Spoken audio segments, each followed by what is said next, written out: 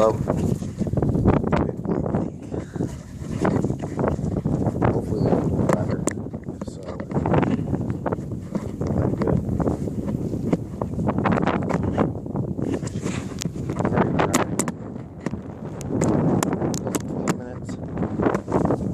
I have not been riding on this bike for like my last 2 or 3 rides.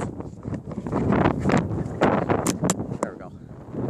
Alright, so I've not been on this bike for about, so I crashed and then I've been on my XR75 for the last 2 rides.